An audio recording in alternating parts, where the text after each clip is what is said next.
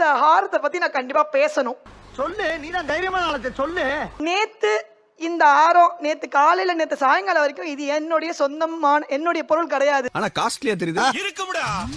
அடுத்தவ காசுல ஆட்டையை போட்டு வாங்கினா நல்லா இல்லாமையா இருக்கும். 8 மணிக்கு மேல நான் வந்து கடைக்கு போயிட்டு நான் வந்து ஷோக்காக நான் வாங்கினேன்.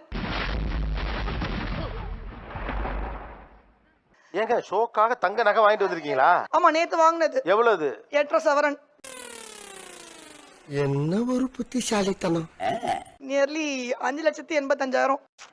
இதெல்லாம் நீங்களாச்சும் கேளுங்க. நான் கேட்கவா? கொஞ்சம் வாயில ஊட்டி விடுங்க பாரு. ஐயா வாய் ஊறுதானே. நான் இவ்வளவு ஷோக்கு இத்தனை தடவை வந்திருக்கேன், எனக்கு ஒரு மோதிரம் போட்டதுல இதுவரைக்கும் உடைச்சல பத்தாதா?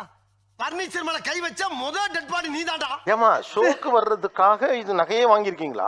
நியானாவுக்கு வருவதற்காக 5,75,000 செலவு செஞ்சிருக்கீங்க. அவரை தெம்பூட்டும் விதத்துல நம்ம கம்பெனி தரக்கூடிய ஒரு அதிசய பொருள் நம்ம சரோஜா தேவி பயன்படுத்திய சோப்பு டப்பா.